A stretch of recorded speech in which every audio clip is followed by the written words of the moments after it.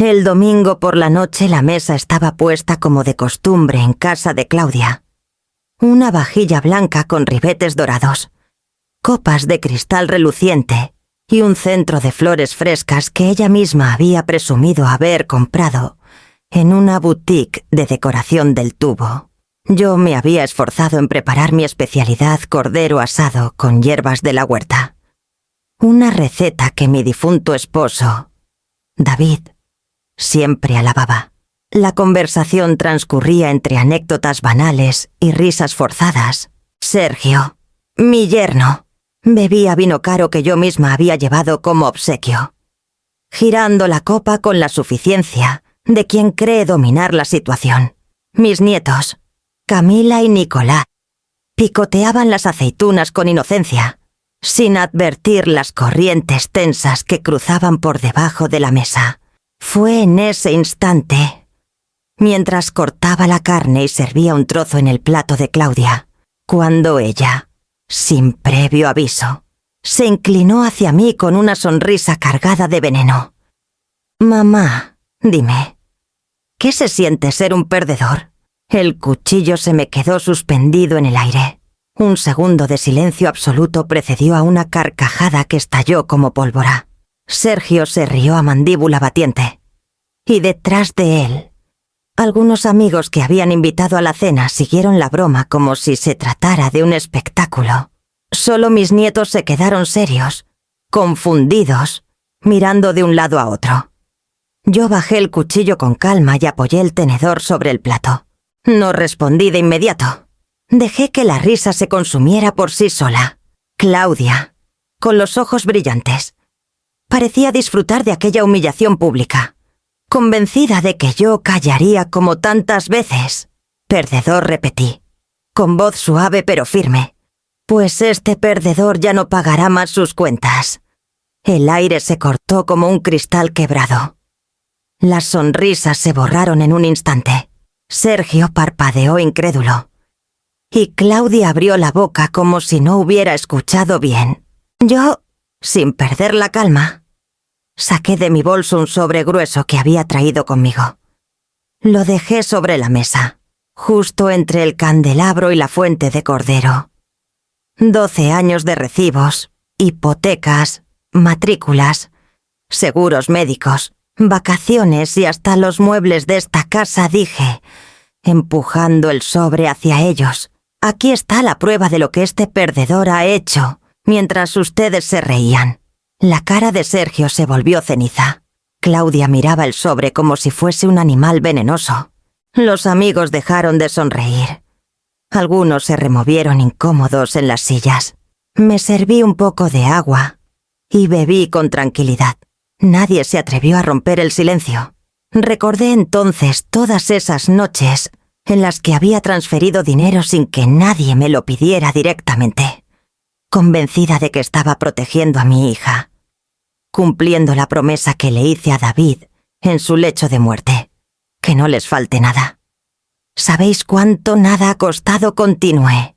Más de 10 millones de pesos en 12 años. El murmullo que siguió fue apenas audible. Un crujido de incredulidad. Claudia me miró con los ojos vidriosos, incapaz de articular palabra. Sergio intentó recuperar la compostura y murmuró algo sobre malinterpretar las cosas, pero su voz temblaba. Me levanté despacio, acomodé la servilleta junto al plato y acaricié la cabeza de Camila, que me observaba con la inocencia intacta. Gracias por la cena, dije. Estaba deliciosa. Aunque quizá no tanto como el silencio que va a dejar este sobre. Recogí mi bolso y caminé hacia la puerta.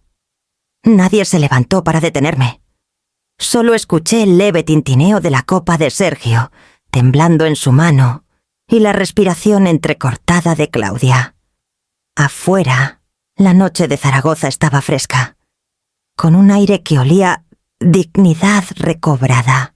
Mientras bajaba las escaleras, supe que ese sobre no era solo un montón de papeles, era la llave para recuperar mi vida. Y también era el comienzo de una tormenta que, tarde o temprano, arrasaría con todo. Me ajusté el abrigo, encendí el coche y conduje hacia mi casa. Tenía mucho que ordenar. No solo en mis carpetas, sino en mi propia memoria. Era hora de abrir cada gaveta del pasado y ponerle nombre a cada sacrificio. Al llegar a mi casa, cerré la puerta con suavidad y apoyé la espalda contra la madera. El silencio me envolvió como una manta espesa, tan distinto al murmullo incómodo que había dejado atrás en la cena. Encendí la lámpara de mi despacho. Esa de pantalla verde que me acompañó durante mis años de profesora. Y el destello iluminó las estanterías repletas de archivadores. Respiré hondo antes de sentarme en mi escritorio. El sobre que había dejado en la mesa de Claudia era apenas una muestra. Aquí, en estas carpetas alineadas con precisión, descansaba la historia entera, con manos firmes, aunque el corazón me pesaba. Abrí el primer archivador, etiquetado con una caligrafía que yo misma había escrito hace más de una década, hipoteca 2012-2016. Los recibos estaban ordenados cronológicamente, plastificados para que el tiempo no borrara los números. Cada mes, la misma cifra, 2.200 euros enviados puntualmente. Pasé las hojas una por una, escuchando el crujido del plástico y sintiendo cómo cada número era una espina que se me clavaba más hondo. 144 meses. Más de 300.000 euros solo en mantener un techo que no era el mío. Cerré el archivador con un golpe seco y tomé el siguiente coches. Ahí estaban las transferencias para el leasing del coche negro de Sergio. Cuotas de 750 euros. Y las del monovolumen familiar que Claudia insistió en tener para llevar a los niños a actividades extraescolares. Sumaban casi 100.000 euros en una década. Vi reflejado en esos papeles el brillo de la arrogancia de mi yerno, presumiendo por las calles de Zaragoza de un lujo que nunca había pagado con su esfuerzo.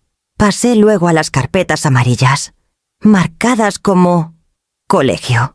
Cada recibo llevaba el sello de un colegio privado con piscina climatizada y profesores bilingües. 18.000 euros por curso, multiplicados por los años de Camila y Nicolás. Casi 300.000 euros en total. Recordé el día en que Claudia me suplicó que no los sacara de allí. Mamá, sería traumático que cambien de ambiente. Y yo cedí, convencida de que hacía lo correcto por mis nietos. En la carpeta roja estaban los gastos médicos, facturas de dentistas, de pediatras, incluso sesiones de psicoterapia de Claudia cuando atravesó una crisis. Todo pagado en silencio, sin pedir nada a cambio. 7.000 euros anuales durante 12 años, 84.000 euros. Finalmente, abrí el archivador más abultado. Varios. Ahí estaba el viaje a Disneyland París, las vacaciones en la Costa Brava, un crucero por el Mediterráneo, reformas en la cocina de Claudia, electrodomésticos de alta gama, 55.000 euros en caprichos envueltos en papel de necesidad. Cuando reuní las cifras, el resultado me golpeó como un mazo más de 10 millones de pesos invertidos en mantener un espejismo. 10 millones de pesos que nunca vería devueltos, ni en dinero ni en gratitud. Apoyé la frente sobre mis manos. Recordé las palabras de Claudia en la cena. ¿Qué se siente ser un perdedor? Y comprendí que, a sus ojos, todo lo que había hecho por ella no contaba. Para ella, yo era un fracaso por no estar a su altura, por vivir en una casa sencilla, por no exhibir marcas ni lujos. Me incorporé lentamente y cerré la última carpeta. Me di cuenta de que no era la primera vez que hacía este repaso. Varias noches, en soledad, ya había revisado estos números con la vaga esperanza de que algo cambiara, pero ahora era distinto esta vez. Lo hacía no para justificar mi sacrificio, sino para ponerle un punto final. Me levanté de la silla. Crucé el despacho y me miré en el espejo colgado en la pared. Vi a una mujer de 65 años con el rostro marcado por arrugas de esfuerzo, pero con una mirada más firme que nunca. No era una perdedora. Había sostenido a una familia entera durante más de una década. Apagué la lámpara y dejé el despacho en penumbra. Mientras cerraba la puerta, pensé que llegaba la hora de replantear la promesa que hice en el lecho de muerte de David. Tal vez cuidar de las hijas no era darles todo, sino enseñarles a caminar solas. Con esa certeza subí a mi habitación, decidida a no volver atrás. La tormenta apenas comenzaba, y yo necesitaba estar preparada para enfrentarla. Aquella noche apenas pude dormir.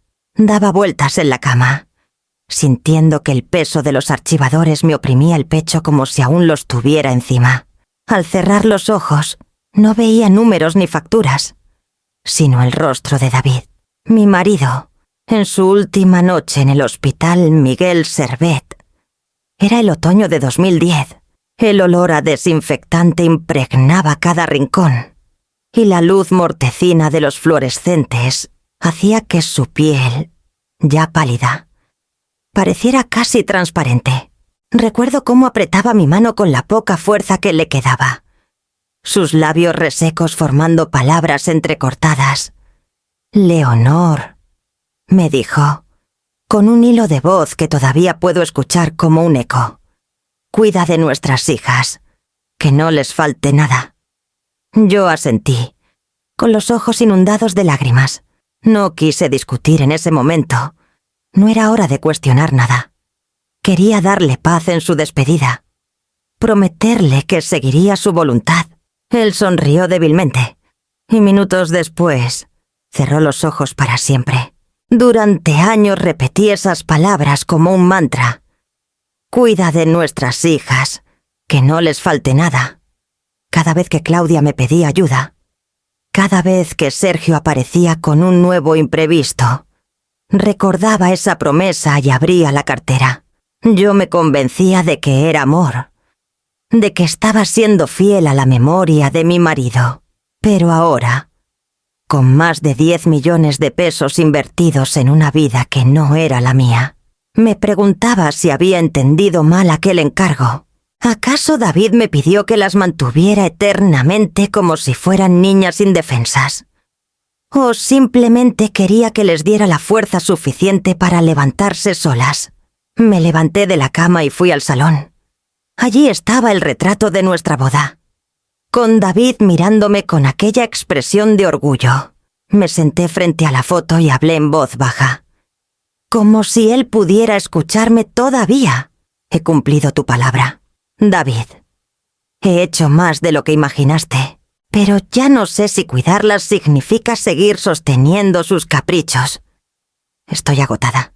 Mis ojos se nublaron con lágrimas, pero no de tristeza, sino de claridad. Comprendí que había convertido mi vida en una cadena de pagos y sacrificios que ya no me correspondían. Claudia no era una niña. Martina, aunque distante, había aprendido a vivir sin depender de mí. Y, sin embargo, yo seguía cargando con la mochila de todos. Recordé cómo, en los primeros años tras tu muerte, David, Claudia me llamaba cada semana. Lloraba, agradecía. Me enviaba galletas caseras que horneaba con mis nietos. En aquel entonces sí sentía que cuidarla era un gesto de amor. Pero poco a poco las gracias se fueron convirtiendo en exigencias.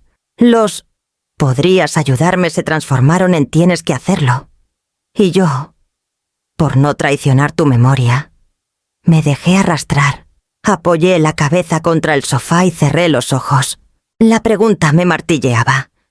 Ser fiel a mi esposo era seguir entregando mi vida entera, aun cuando me trataban como a un cajero automático, o ser fiel significaba recuperar mi dignidad, para que mis hijas aprendieran a valorar lo que nunca supieron agradecer. Me levanté con decisión. Volví al despacho y abrí el cajón donde guardaba la carta de defunción de David. Junto a ella, había escrito a mano la frase que me repitió: «Cuida de nuestras hijas». La toqué con la yema de los dedos y, por primera vez en 12 años, me permití pensar que esa promesa no era una condena, sino una invitación a enseñarles el verdadero sentido de la responsabilidad. Guardé la hoja con cuidado y respiré hondo. El duelo había terminado esa misma noche. No podía seguir pagando con mi vida una fidelidad mal entendida. Con esa convicción apagué la luz del despacho. Al día siguiente, las consecuencias de mi decisión empezarían a llegar en forma de cartas del banco y llamadas desesperadas. La primera carta del banco llegó un miércoles por la mañana. El sobre blanco llevaba el logotipo en azul marino y estaba dirigido a Claudia y Sergio. Al abrirlo, supe lo que contenía: un aviso por impago de la hipoteca. Sonreí con un gesto amargo. Había pasado apenas una semana desde que cancelé todas las transferencias automáticas, y la maquinaria financiera no tardó en hacer su trabajo. Los siguientes días fueron una avalancha. Cartas de la aseguradora, del colegio privado de los niños, incluso de la empresa de leasing, del coche negro de Sergio. Cada sobre era la confirmación de que había puesto fin a mi papel de salvadora silenciosa. Yo me sentía serena, aunque en mi interior no faltaba un nudo de ansiedad. Sabía que tarde o temprano la tormenta llegaría a mí en forma de llamadas desesperadas.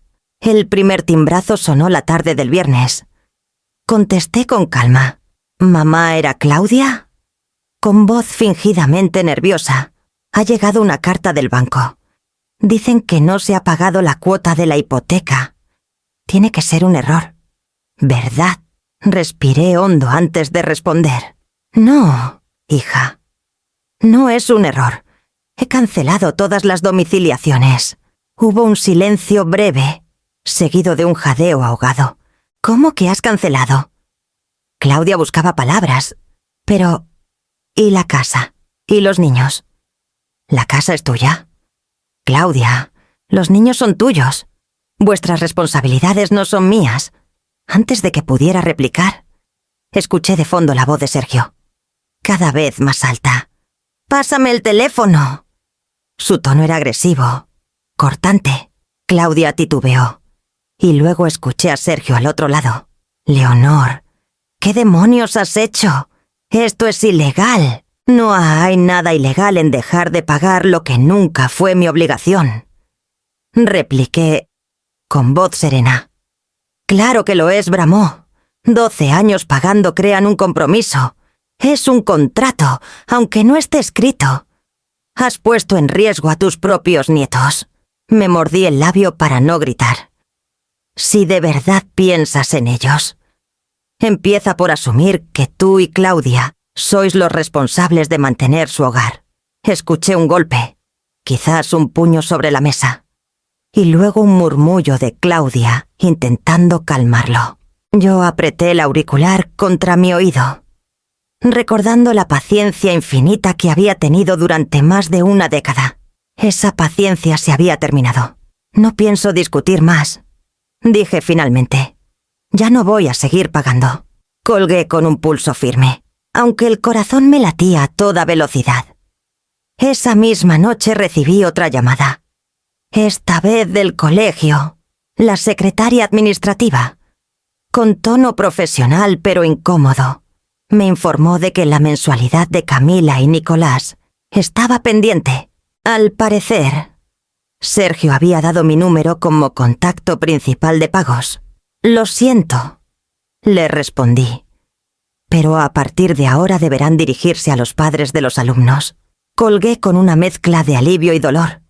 Sabía que los niños eran inocentes en todo aquello, y me dolía imaginar sus caras si llegaban a sufrir las consecuencias. Pero también sabía que seguir financiando ese colegio era prolongar la mentira. El sábado por la mañana, Sergio apareció en mi puerta. Vestía todavía su traje de trabajo, con la corbata floja y los ojos inyectados en furia. «Esto no va a quedar así», me dijo en cuanto abrí. «Hablaremos con un abogado. Tú no puedes quitarnos de golpe lo que has dado durante años». «Te equivocas», Sergio contesté. «Precisamente porque lo di sin obligación, puedo retirarlo cuando decida. No soy vuestra empleada ni vuestra financiera. Él bufó con desprecio y se marchó dando un portazo tan fuerte que hizo temblar el cristal del recibidor. Me quedé de pie, observando el sobre con el sello del banco que todavía tenía en la mano. Sentí miedo. Sí, pero también una fuerza nueva que nunca había sentido. Si querían arrastrarme a tribunales, que lo hicieran. No había papeles que me ataran. Solo una promesa malinterpretada que yo ya había decidido reescribir. Con esa certeza, volví a mi despacho y puse las cartas en la carpeta correspondiente. El eco de aquel portazo aún resonaba en mi cabeza cuando comprendí que aquello apenas era el inicio de una batalla más grande. Una que ya no se libraría solo en las cuentas, sino también en las calles y en los labios de los vecinos. Los rumores no tardaron en extenderse por la ciudad como el cierzo que barre las calles de Zaragoza en invierno. A los pocos días de la visita furiosa de Sergio, ya en la Plaza del Pilar, escuché como dos vecinas susurraban mientras se encendían velas frente a la basílica. Dicen que Leonor abandonó a su hija justo cuando más la necesitaba. Sentí que la sangre se me helaba. No era la primera vez que alguien repetía esa versión torcida, y no me costaba adivinar de dónde venía. Sergio había encontrado un nuevo escenario: la calle, el barrio, la comunidad. Allí desplegaba un relato en el que yo aparecía como una madre cruel que había cerrado la mano justo cuando mi hija necesitaba apoyo. Caminé despacio por la plaza, con la bolsa de pan en una mano y el abrigo bien abrochado. Saludé a una conocida que apenas me devolvió el gesto, con una sonrisa incómoda que más parecía lástima. El peso del juicio ajeno se me clavaba en la espalda. En el mercado central ocurrió lo mismo. Mientras elegía tomates, escuché a un carnicero decir en voz baja: «Con lo que gana su yerno ahora», y la madre quitándoles el suelo bajo los pies. ¡Qué barbaridad! Me volví y lo miré fijamente. El hombre se sonrojó y fingió atender a otro cliente. No dije nada, pero la rabia me ardía en la garganta. No tardé en confirmar lo que sospechaba. Una tarde, mi amiga Mercedes vino a visitarme. Traía una expresión seria. Leonor me dijo: «Sergio estuvo en la cafetería de la esquina contando que tu hija está al borde del desahucio porque tú, de repente, decidiste cortarles todo». Lo pinta como una traición sin motivos. Me mordí los labios hasta sentir el sabor metálico de la sangre. «Claro que lo pinta así», respondí. La verdad nunca le ha interesado. Mercedes me miró con compasión. «La gente habla, ya lo sabes, pero algunos también recuerdan cómo siempre has estado ahí. Yo misma le vi a Claudia aquella vez en la notaría, recogiendo un cheque que tú firmaste. Sus palabras me dieron un respiro. No todos estaban ciegos ante la manipulación. Sin embargo, la batalla se estaba librando en los pasillos del barrio, en las conversaciones a media voz, en las sobremesas de domingo. Y en ese terreno, Sergio era un experto, sabía cómo ganarse la simpatía de quienes preferían una historia dramática antes que la verdad incómoda. Me encontré con él de nuevo en la parroquia. Al terminar la misa, se acercó a un grupo de feligreses y empezó a hablar con tono lastimero, alzando un poco la voz para que yo lo escuchara. Imagínense, después de 12 años de ayuda, de repente nos deja tirados. Y con los niños en colegios caros, con gastos. ¿Qué clase de abuela hace algo así? Algunos lo miraban con cejas fruncidas. Otros asentían en silencio. Yo apreté mi bolso y salí sin decir palabra. No quería montar una escena en un lugar sagrado, pero por dentro hervía. Esa noche, de regreso a casa, me senté en el salón y pensé en todo lo que había construido durante mi vida, años de docencia. Un matrimonio lleno de respeto, amistades sinceras. ¿Cómo podía permitirme que un hombre soberbio destrozara mi nombre en cuestión de días? Miré de reojo las carpetas apiladas en mi despacho. Eran mi defensa. mi verdad escrita en cifras, fechas y firmas. No tenía miedo a mostrarlas, pero sabía que hacerlo significaría abrir la intimidad de mi sacrificio ante todos, y aún no estaba segura de estar preparada para desnudar mi vida de esa manera. Apagué la luz, aunque el murmullo del barrio seguía retumbando en mis oídos. Lo sentía en cada esquina, en cada saludo frío, en cada puerta que se cerraba antes de que yo pasara. El eco de Zaragoza no se apagaba, y yo debía decidir cómo enfrentarlo antes de que me enterrara viva. El golpe más duro no vino de Sergio, ni de Claudia, sino de la voz temblorosa de mi nieta. Una tarde, cuando ya anochecía y estaba regando las macetas del balcón, escuché el timbre de casa. Abrí la puerta y encontré a Camila, con su mochila a medio colgar y los ojos enrojecidos de tanto llorar. Abuela, balbuceó. ¿Ya no nos quieres? El corazón se me encogió como un papel mojado. Me agaché para quedar a su altura y la estreché entre mis brazos. Podía sentir cómo su cuerpecito aún sollozaba contra mi pecho. La conduje al salón. Le preparé un vaso de leche con galletas y esperé a que se calmara un poco. ¿Quién te ha dicho eso? Cariño, pregunté con suavidad. Ella bajó la mirada, jugueteando con la servilleta. Papá y mamá dicen que nos vas a dejar sin casa y sin cole porque ya no quieres ayudarnos. Que te has cansado de nosotros. Sentí una mezcla de furia y tristeza. Sergio y Claudia habían encontrado un arma nueva a usar a los niños como escudo. Respiré hondo para no dejarme arrastrar por la rabia. Escúchame bien, Camila, dije, acariciándole el pelo. Yo nunca dejaré de quererte, a ti ni a tu hermano. Mi amor por vosotros no depende de nada, ni de casas, ni de dinero, ni de colegios. Eso lo tienes que tener siempre claro. Ella me miró con sus ojos grandes, llenos de lágrimas. Pero si no pagas, ¿qué va a pasar con nosotros? La pregunta me atravesó como una lanza.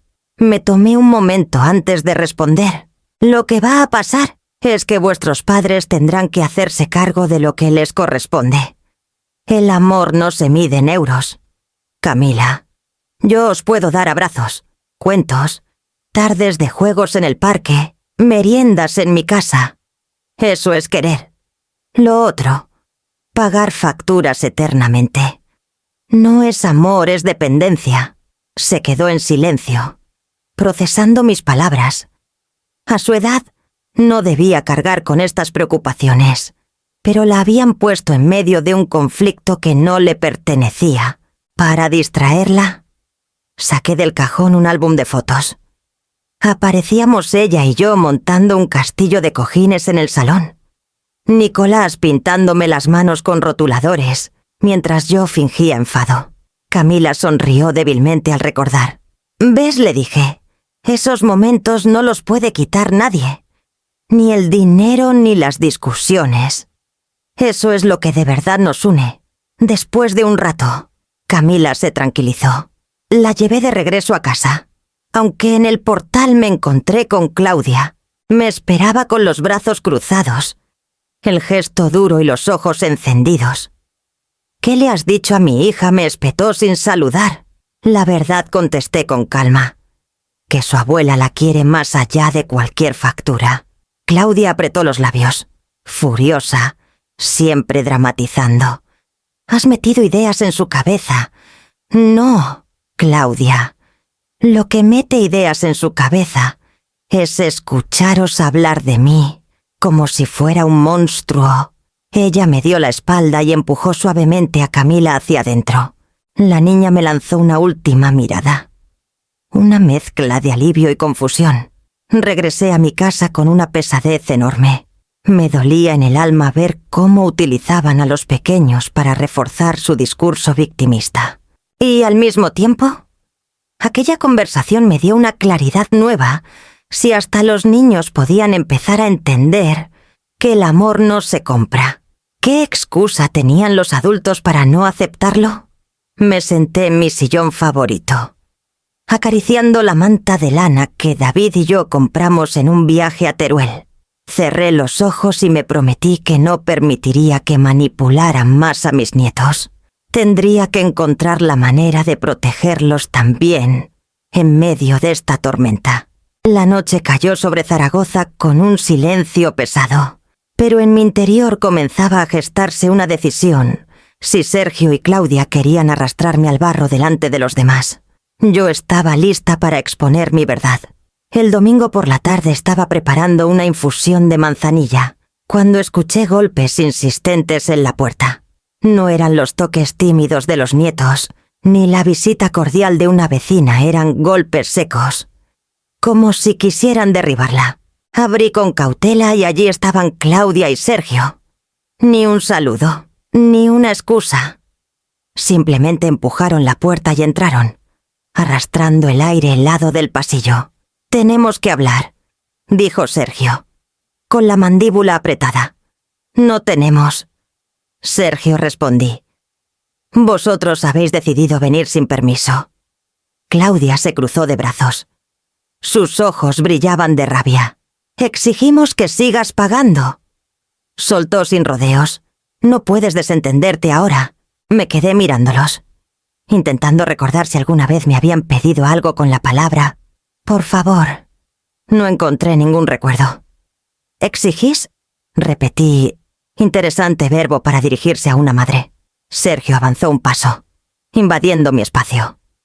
«No juegues con las palabras. Leonor, la hipoteca está en riesgo.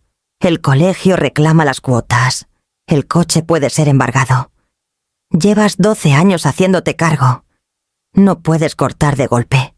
Me acerqué despacio a mi escritorio y saqué el cuaderno de cuentas, aquel donde llevaba anotado cada gasto desde 2012. Lo coloqué sobre la mesa del salón y lo abrí por la primera página. «Ya que estáis aquí, os leeré lo que he hecho por vosotros», dije con voz tranquila. «Así quizá entendáis lo que significa y hacerse cargo». Pasé las hojas con cuidado. Hipoteca 2.200 euros cada mes. Durante 12 años. Total 316.800. Coche 750 por el de Sergio. 350 por el familiar. Total más de 120.000. Colegio privado 18.000 al año por cada niño. Suma total 288.000. Gastos médicos, psicólogos, dentistas, emergencias 72.000.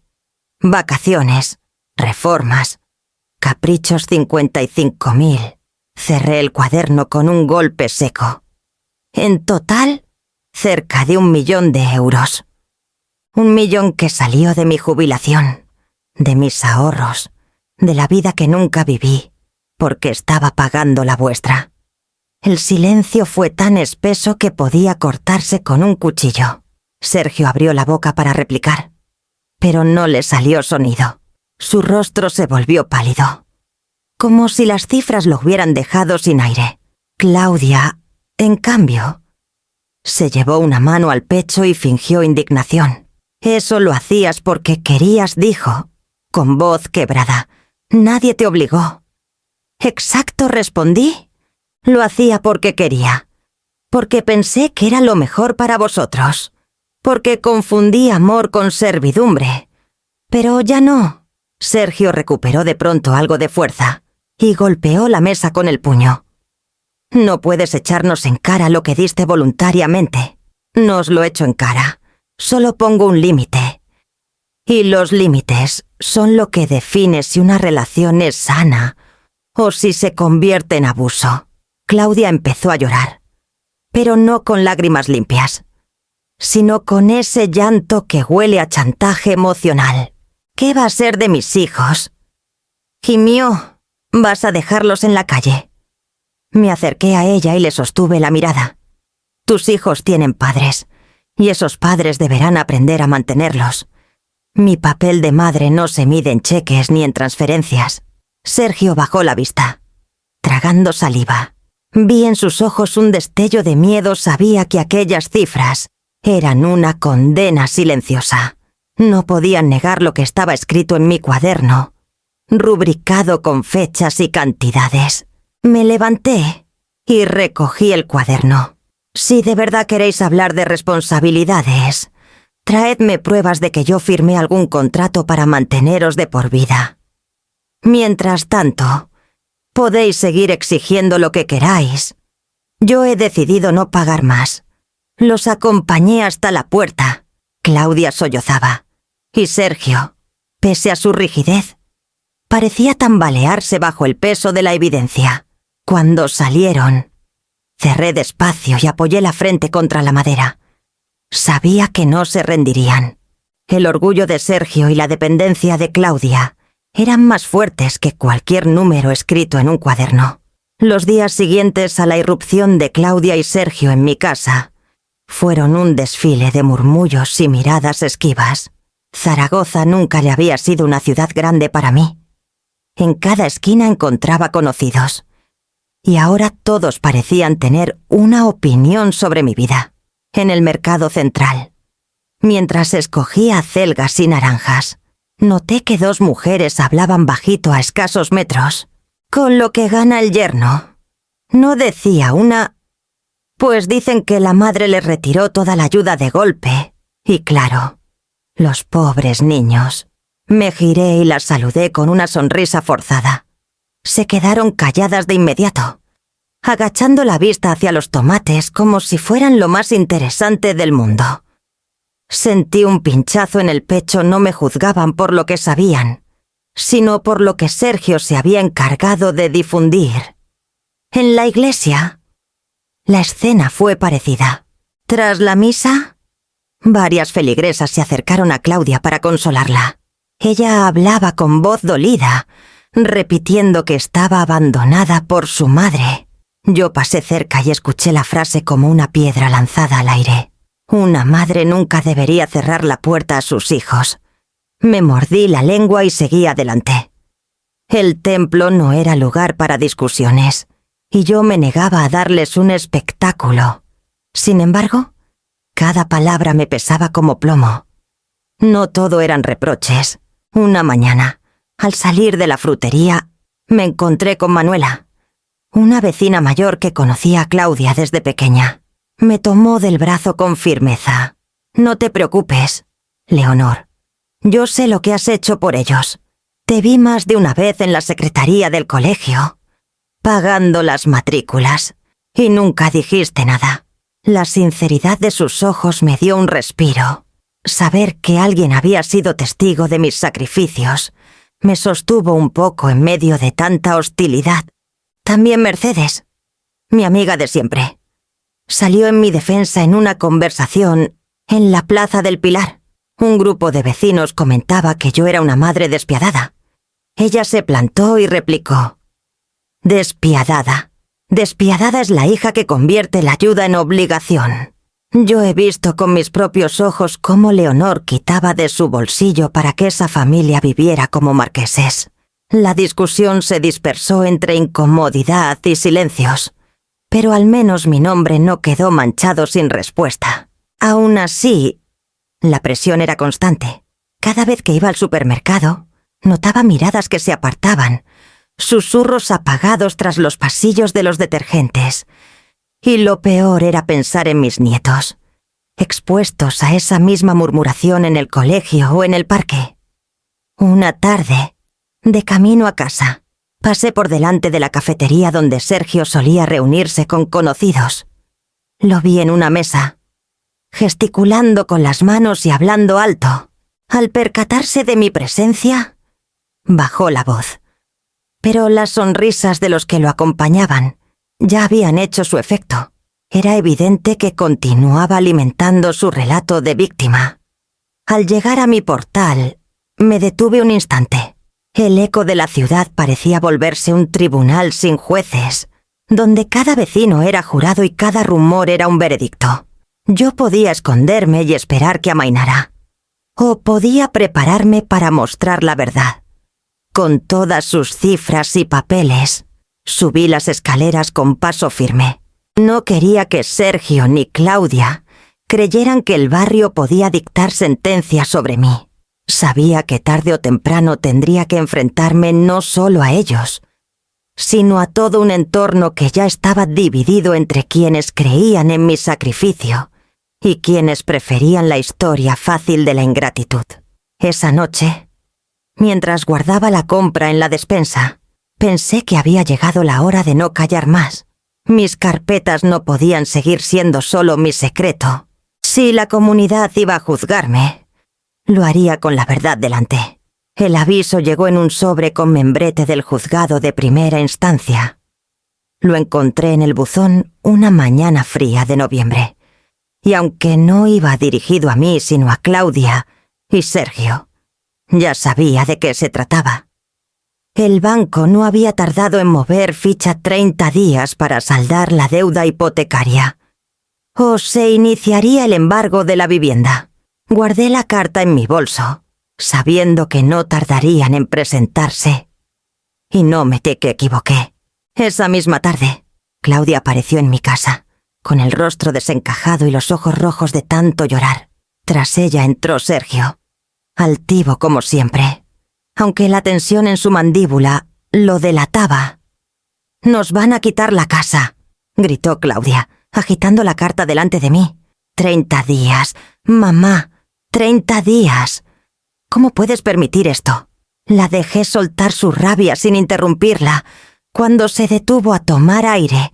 Con el pecho agitado, hablé despacio. No soy yo quien lo permite. Son las consecuencias de no pagar lo que corresponde. Sergio me arrebató la carta de las manos y la golpeó contra la mesa. Basta ya de excusas. Leonor, 12 años pagaste sin rechistar. Eso crea un contrato verbal, una obligación de por vida. ¿No puedes cortar así? De golpe, me senté con calma en mi sillón y lo miré directamente a los ojos. «¿Contrato verbal?», pregunté, esbozando una sonrisa amarga. «Muéstrame el papel firmado. El documento notarial. El acuerdo legal que me obligas a manteneros hasta que yo muera». Sergio abrió la boca, pero no pudo pronunciar nada. Claudia, en cambio, se dejó caer en el sofá, hundida en llanto. «¿Cómo puedes ser tan cruel?», sollozaba. «Piensa en tus nietos». «Precisamente pienso en ellos», respondí. «Porque si sigo alimentando este castillo de naipes, cuando se derrumbe, no solo perderéis la casa, perderán el respeto por lo que significa ganarse la vida». Sergio bufó con desprecio y se pasó la mano por el pelo, visiblemente nervioso. «Iremos a los tribunales». Amenazó. «No tienes derecho a cortar el apoyo así, de un día para otro». «Adelante», dije con serenidad. «Allí nos veremos. Y cuando el juez me pida pruebas, llevaré las carpetas con cada recibo, cada transferencia, cada gasto que he asumido en silencio durante más de una década». El silencio se hizo pesado. Claudia sollozaba sin consuelo, y Sergio caminaba de un lado a otro como un animal acorralado. Yo, en cambio, sentí una calma inesperada. Había dicho en voz alta lo que llevaba años guardando. Me acerqué al mueble del salón y tomé el cuaderno de cuentas. Lo abrí de nuevo, como aquella vez en la que irrumpieron exigiendo. Con voz clara, repetí las cifras. Cerca de 1 millón de euros. Con eso se podrían haber comprado 2 casas. ¿Y aún habláis de obligación? Claudia alzó la vista, con lágrimas desbordando. «Mamá, no sé qué hacer. No tenemos ese dinero». Me dolió verla así, desbordada y perdida, pero no podía dejarme arrastrar otra vez. «Tenéis 30 días», dije con firmeza. «Podéis buscar un abogado. Podéis reestructurar vuestra vida. Podéis vender el coche de lujo o dejar el colegio privado, pero yo no voy a salvaros». Sergio se detuvo frente a mí, con los ojos encendidos de ira. «Esto no acaba aquí», le sostuve la mirada. «Lo sé, apenas empieza». Se marcharon dando un portazo. Claudia me lanzó una última mirada. mezcla de súplica y reproche, antes de desaparecer tras él. Yo me quedé sola en el salón, con el aviso del banco todavía sobre la mesa. Lo tomé entre mis manos y lo guardé en la carpeta correspondiente, como quien añade otra pieza de evidencia a un expediente inevitable. Me acomodé en el sillón y respiré hondo. Sentía miedo, sí, pero también una determinación férrea. Si querían guerra legal, tendrían que demostrar ante un juez lo que nunca existió una obligación escrita. Y yo estaba más que preparada para mostrar mi verdad. No esperaba verla tan pronto. Martina llevaba años viviendo en Bilbao, alejada del ruido familiar y centrada en su carrera como arquitecta.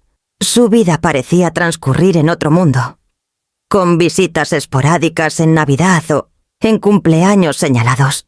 Por eso, cuando la vi aparecer en mi puerta con una maleta pequeña y una bufanda todavía impregnada de lluvia del norte, sentí una mezcla de sorpresa y alivio.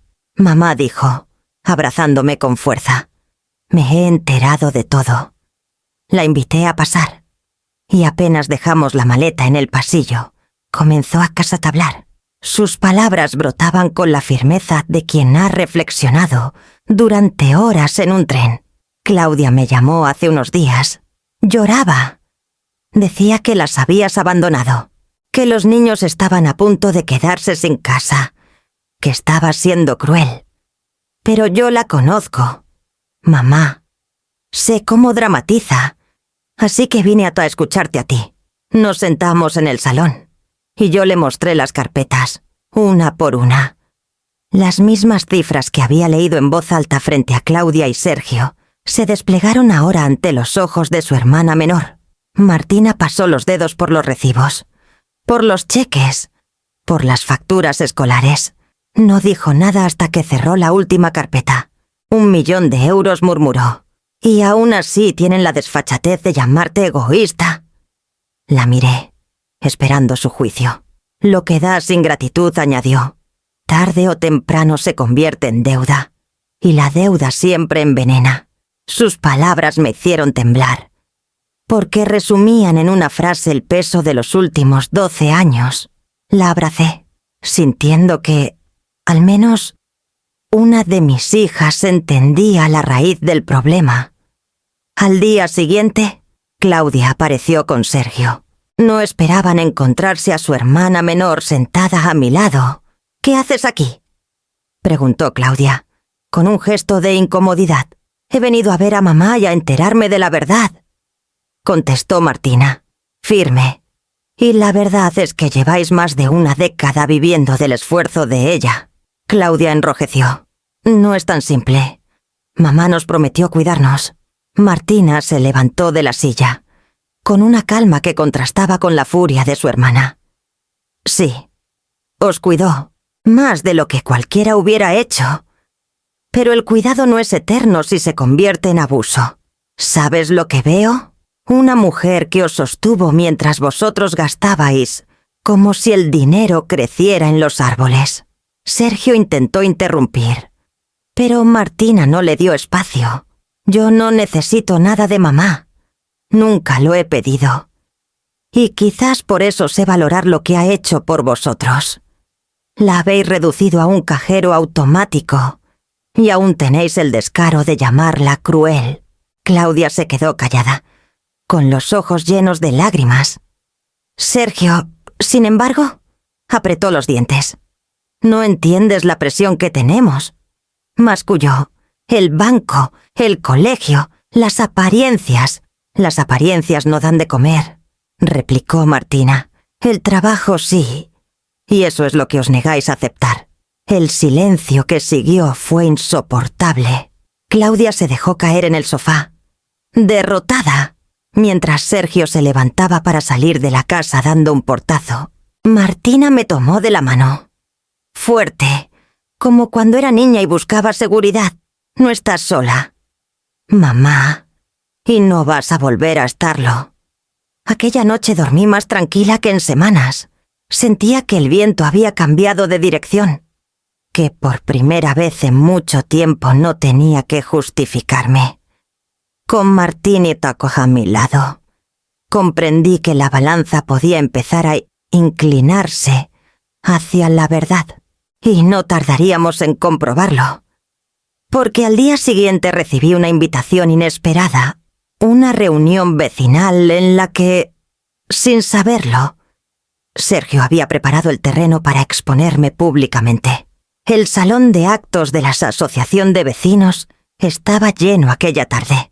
Se había convocado una reunión para tratar asuntos del barrio, pero yo sabía que Sergio había encontrado allí el escenario perfecto para seguir su teatro.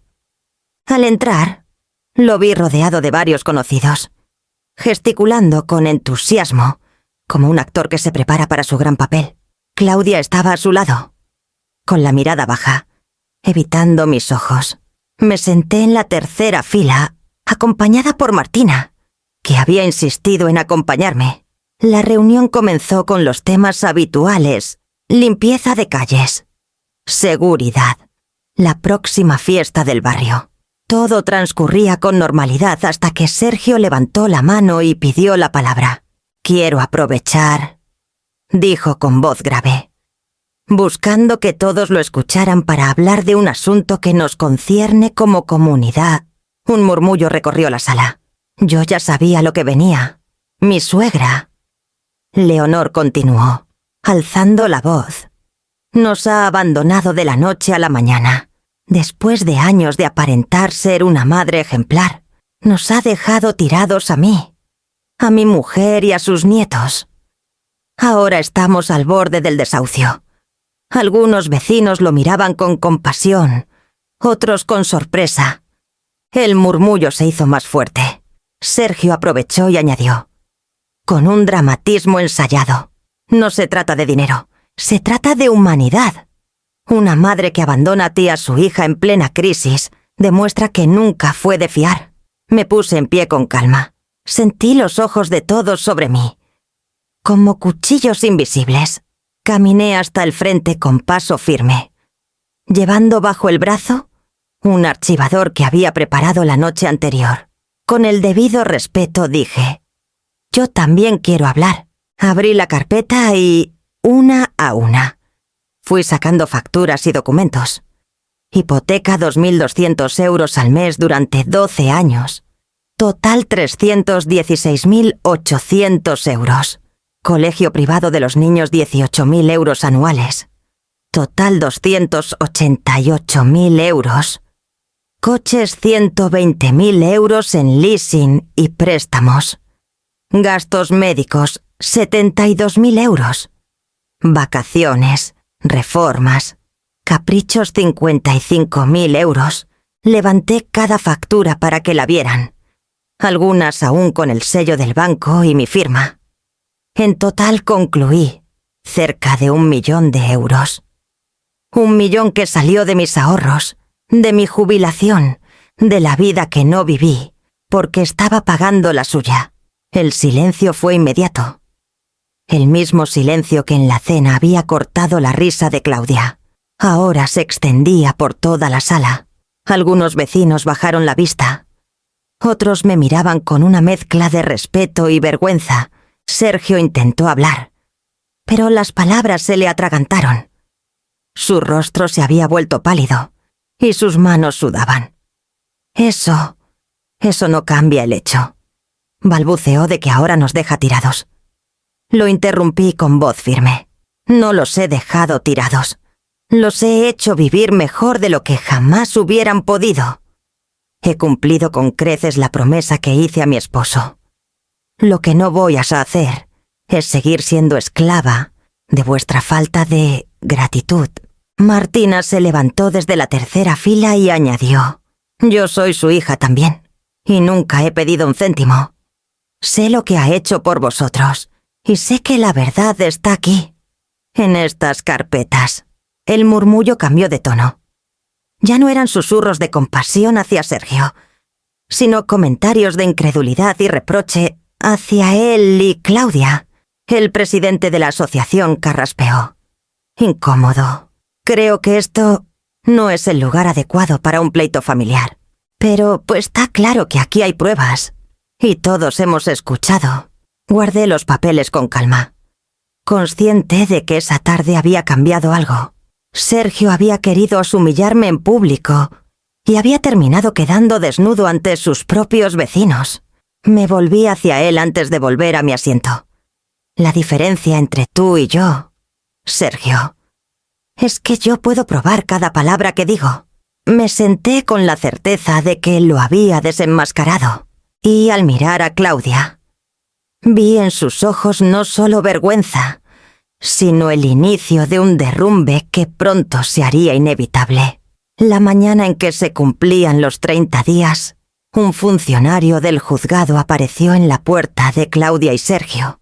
El barrio entero pareció enterarse.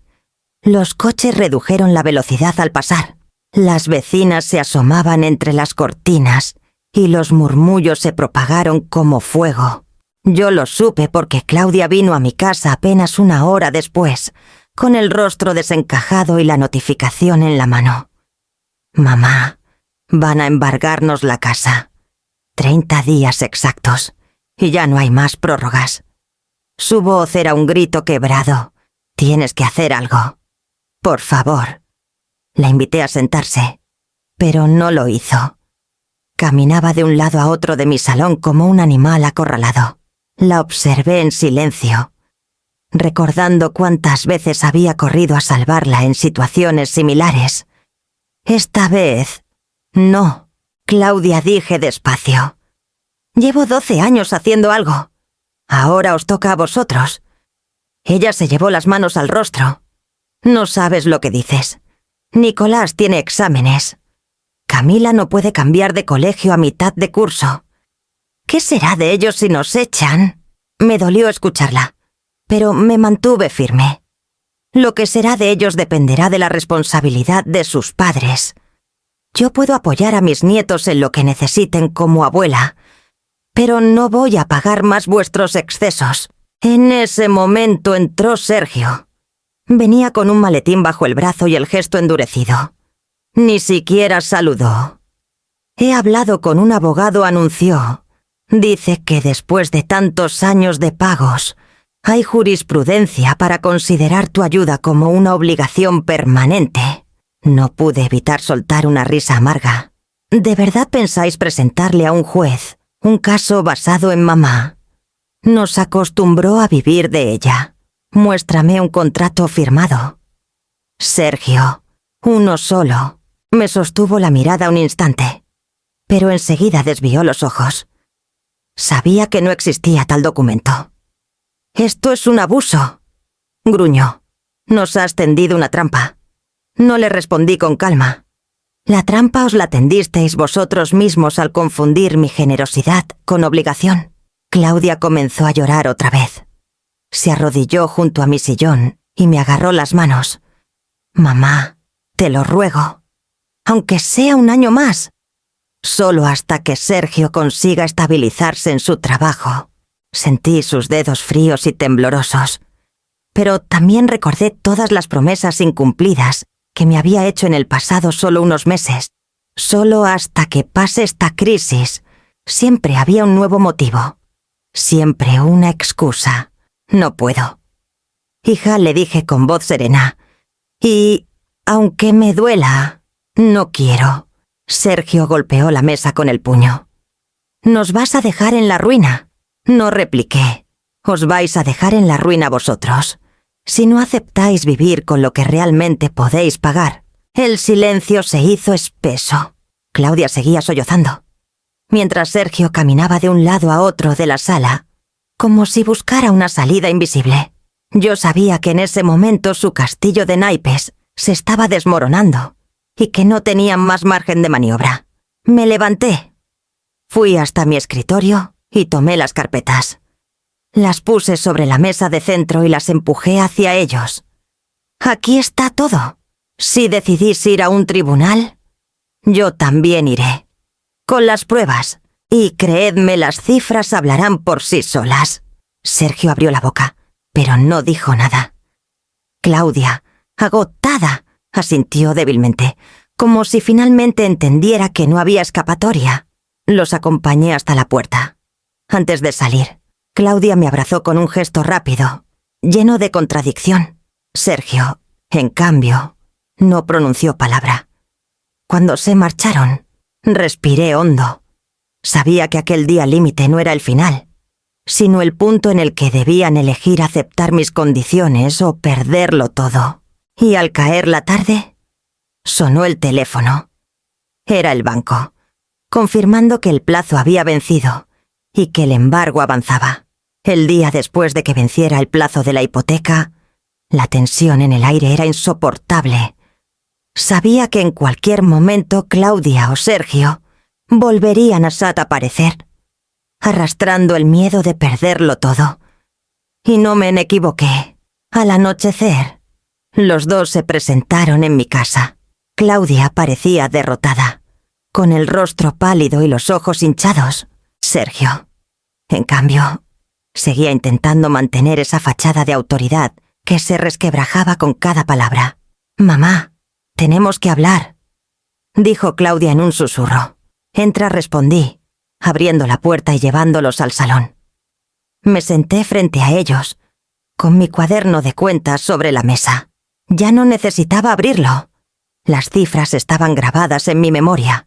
«No quiero más súplicas ni amenazas», dije con calma. «Quiero dejar las cosas claras de una vez». Ambos guardaron silencio. Sergio cruzó los brazos, desafiante, pero sus ojos evitaban los míos. «He tomado una decisión», continué. «Seguiré cuidando de mis nietos, porque ellos no tienen la culpa de vuestros errores. Pagaré directamente su educación, sus actividades, sus consultas médicas. No quiero que Camila ni Nicolás sufran por vuestra irresponsabilidad». Claudia levantó la vista con un destello de esperanza. Entonces, la interrumpí, «nunca más pondré un euro en vuestra hipoteca, ni en vuestros coches, ni en vacaciones, ni en lujos. Vuestra vida adulta os corresponde a vosotros». El silencio se hizo espeso. Sergio se removió en la silla y soltó un bufido de desprecio. «Eso no es suficiente». «Es lo único que habrá», le respondí con firmeza. «Y no solo eso. Si queréis que pague por la estabilidad de los niños, necesito algo más, una disculpa pública». Claudia me miró incrédula. «¿Una disculpa?» «Sí», afirmé. «Quiero una carta publicada en el Heraldo de Aragón, explicando la verdad que durante 12 años yo sostuve vuestra vida con mi dinero. Quiero que reconozcáis mi apoyo y que me agradezcáis de forma pública lo que hicisteis pasar por obligación». Sergio golpeó la mesa con la palma. «Jamás. Humillarnos en todo Zaragoza. ¿Quieres que quede para siempre en los periódicos que vivimos de ti?» Lo miré a los ojos, sin pestañear. «No se llama humillación, Sergio, se llama verdad. Y la verdad es que sin mi ayuda no tendríais ni la mitad de lo que presumís». Claudia apretó la mano de su marido, intentando calmarlo. «Mamá, eso es demasiado». «No, hija», dije suavemente. «Demasiado fue daros casi 1 millón de euros sin recibir un gracias. Demasiado fue callar mientras me convertí en vuestra sombra financiera. Ahora quiero un poco de luz. Y esa luz empieza con que todo el mundo sepa lo que realmente ocurrió». Sergio se levantó bruscamente, paseando de un lado a otro del salón. «No podemos aceptar esas condiciones. Entonces no habrá ayuda», respondí con serenidad. Claudia me miró con lágrimas en los ojos. Sabía que no estaba bromeando. «Mamá, piensa en los niños». «Precisamente pienso en ellos», contesté. «Y por eso me aseguraré de que no falten a clase, de que tengan atención médica, de que crezcan con dignidad. Pero quiero que aprendan también que la dignidad empieza por reconocer la verdad». Claudia bajó la cabeza, como si la palabra verdad pesara demasiado. Sergio, sin embargo, seguía en pie, furioso, incapaz de aceptar lo inevitable. «Os dejo que lo penséis», añadí. «No tengo prisa, pero recordad que cada día que pasa os acerca más a perderlo todo». Los acompañé hasta la puerta. Claudia me abrazó rápido. Con un temblor en los brazos que me revelaba su miedo, Sergio salió sin despedirse, murmurando palabras que no alcancé a entender. Cerré la puerta y me quedé en silencio, con el corazón latiendo fuerte pero tranquilo. Había puesto mis condiciones sobre la mesa y sabía que, tarde o temprano, tendrían que elegir entre su orgullo y la estabilidad de sus hijos. Al mirar por la ventana, vi que la noche de Zaragoza estaba en calma, pero en mi interior intuía que lo peor aún no había pasado. Los rumores sobre el embargo no tardaron en materializarse en un cambio drástico para Claudia. Una mañana, mientras hacía la compra, la vi detrás de la caja de un supermercado del barrio. Llevaba el uniforme azul, el cabello recogido apresuradamente y la sonrisa forzada de quien intenta aparentar normalidad. Al principio quiso esconderse, pero nuestras miradas se cruzaron. Ella inclinó la cabeza, avergonzada, y siguió escaneando productos con manos temblorosas. No fui la única que la reconoció.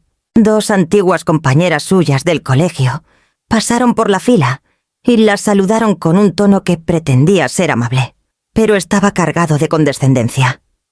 «Claudia, qué sorpresa verte aquí», dijo una, arqueando las cejas. «Sí, nunca pensé que trabajarías de cajera», añadió la otra, sonriendo de lado. Claudia apretó los labios y respondió apenas con un murmullo. Sus ojos brillaban de rabia contenida y humillación. Al salir del supermercado, me quedé unos minutos apoyada en un banco cercano. Sabía que para ella aquel empleo era un descenso brutal desde la vida cómoda que había exhibido durante años, pero también era la única oportunidad de sostenerse sin depender de mí. Esa misma tarde, Martina fue a visitarla. Yo lo supe porque, al volver de hacer mis recados, la encontré en la puerta de mi casa con gesto pensativo. «He estado con Claudia», me dijo. «Está rota por dentro». Asentí en silencio y la invité a pasar. Martina dejó la chaqueta sobre el respaldo de una silla y continuó. «Me ha confesado que siente vergüenza cada vez que alguien la reconoce en el supermercado. Dice que preferiría encerrarse en casa antes que soportar las miradas». «¿Y qué le dijiste?», pregunté. Martina respiró hondo. Le dije que el trabajo también es dignidad, que no importa si escanea códigos de barras o diseña edificios. Lo importante es que gane su propio dinero y se libere de esa dependencia asfixiante. La escuché con una mezcla de orgullo y alivio. Martina tenía razón. Y quizá sus palabras fueran la chispa que Claudia necesitaba. Días después, Claudia vino a verme. Sus ojeras eran profundas y sus manos se notaban agrietadas por las largas horas en la caja. Se sentó frente a mí, sin el tono altivo de antes. «No sé si voy a poder con esto», mamá dijo con voz baja. «Nunca me imaginé así. Antes las cosas parecían fáciles. Todo estaba resuelto». «Porque yo lo resolvía», respondí, con firmeza pero sin reproche. «Y ahora entiendes lo que cuesta cada euro». Ella asintió, mirando al suelo. «Las chicas del colegio me miran como si fuera una fracasada». Me acerqué y le tomé la mano. «No lo eres, Claudia. Fracasada sería seguir esperando que otros te mantengan. Estás aprendiendo lo que significa levantarse sola. Eso es más digno que cualquier coche nuevo o cualquier viaje caro». Un par de lágrimas rodaron por sus mejillas. Martina me dijo algo parecido. Y pensé que lo decía solo para consolarme. Pero ahora empiezo a creer que tiene razón. «Claro que la tiene», le dije. «El trabajo dignifica, aunque duela al principio». Nos quedamos en silencio unos minutos, hasta que escuchamos el reloj de pared dar las 8 campanadas. Claudia se levantó despacio. «No te prometo nada, mamá, pero intentaré acostumbrarme. No por Sergio, ni por los vecinos, por mí y por mis hijos». Ese momento fue distinto. Vi en su mirada una chispa que no había visto en años, la posibilidad de que mi hija empezara a reconstruirse desde el suelo. Cuando cerró la puerta al marcharse, respiré aliviada. Tal vez, en medio de tanta ruina, estaba naciendo una nueva Claudia, menos altiva, más humana. Y mientras me quedaba sola en la sala, el teléfono comenzó a sonar. Reconocí el número, era el banco. El teléfono que había sonado la noche anterior no era el banco, como temí en un primer momento, sino Claudia. Me llamó entre sollozos, diciendo que necesitaban hablar conmigo cuanto antes. A la mañana siguiente aparecieron en mi casa los tres Claudia, Sergio y, para mi sorpresa, Camila y Nicolás. Los niños se quedaron en el recibidor, incómodos. Mientras sus padres entraban al salón, Claudia se derrumbó en el sofá, con los ojos hinchados de llorar. Sergio, en cambio, llegó con el pecho inflado, como si aún creyera que podía ganar una batalla que ya estaba perdida. Mamá, empezó Claudia con voz temblorosa. No podemos más. El embargo avanza. Las deudas nos asfixian. Dinos qué hacer. Me senté frente a ellos, con calma. Ya no me temblaban las manos como antes. Sabía que había llegado el momento de cerrar este capítulo. Es muy simple, dije con firmeza. Tenéis 24 horas para publicar la disculpa y la carta en el Heraldo de Aragón. Si lo hacéis, yo cubriré directamente la educación y la salud de los niños. Si no, lo perdéis todo. Claudia rompió a llorar más fuerte. Sergio golpeó la mesa con la palma. Es un chantaje, rugió. ¿Quieres que nos humillemos en todo Zaragoza? Lo miré fijamente. No, Sergio. Lo que quiero es que asumáis la verdad.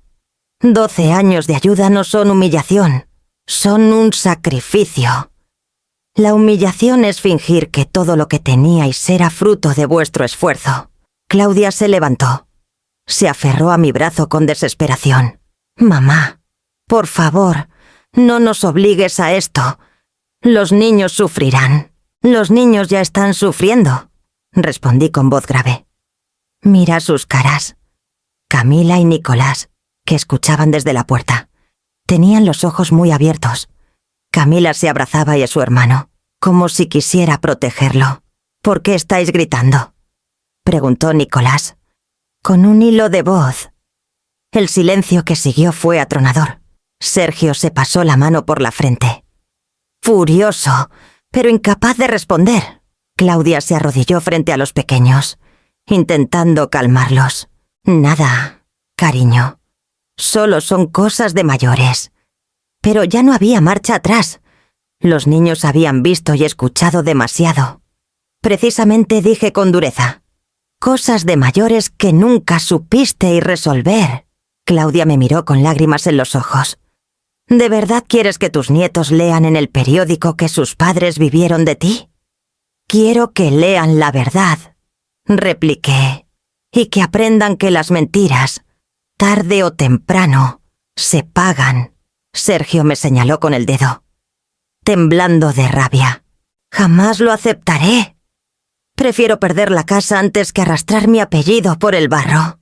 Entonces, prepárate, dije con calma, porque mañana a esta misma hora vence mi ultimátum. Claudia se desplomó en el sofá, con el rostro entre las manos. Los niños se acercaron a ella, confundidos, con miedo real en los ojos. Yo los miré con ternura. No os preocupéis, pequeños, les dije suavemente. Pase lo que pase, siempre estaré a vuestro lado. Ellos asintieron, aunque no entendían del todo. Sergio se levantó bruscamente, tomó a Claudia del brazo y la obligó a ponerse en pie. «Vámonos», ordenó con voz seca. «No pienso seguir escuchando esto». Salieron casi arrastrando a los niños. Yo me quedé sola en el salón, con el reloj marcando cada segundo que pasaba. 24 horas. Ese era el tiempo que les quedaba para decidir si elegían el orgullo o el amor por sus propios hijos. Me serví una taza de café y la sostuve entre mis manos, mirando por la ventana hacia la plaza silenciosa.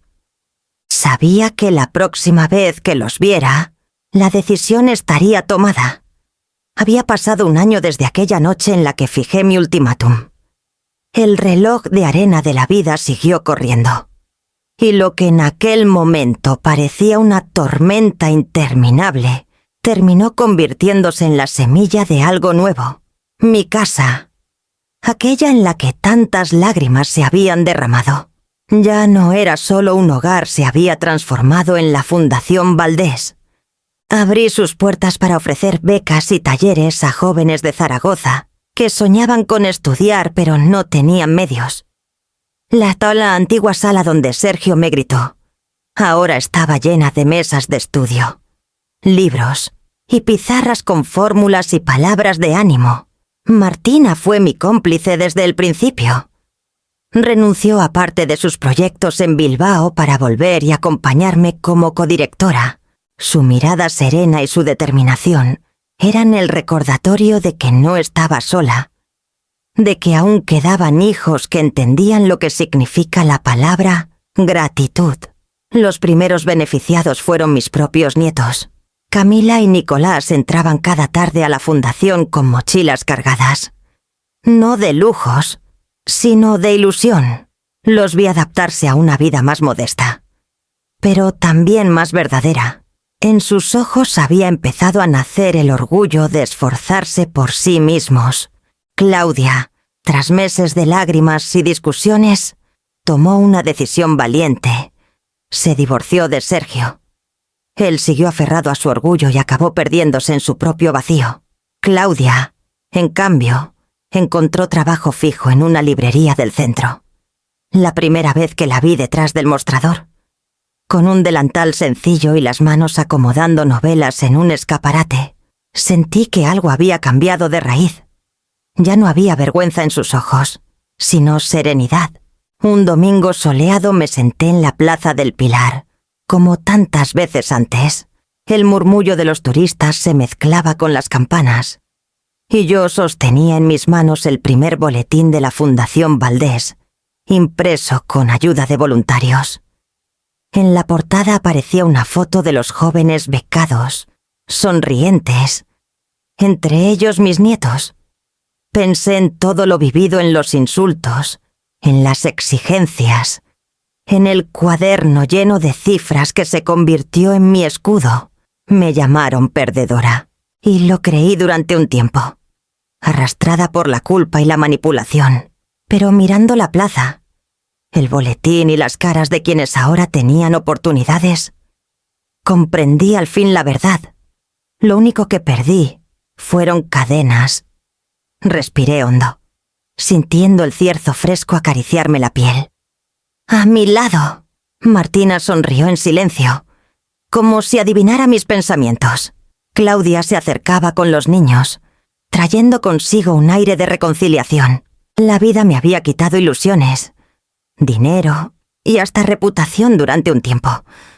Pero me devolvía algo mucho más grande, un legado, no de riquezas ni de casas, sino de dignidad compartida. Mamá, dijo Claudia al llegar, con una voz nueva, más firme y humilde. Gracias por no rendirte ni con nosotros ni contigo misma.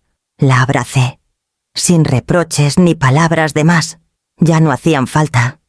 Allí, bajo el sol de Zaragoza, entendí que la verdadera victoria no está en vengarse ni en ganar una disputa, sino en transformar la humillación en un legado que florece más allá de uno mismo.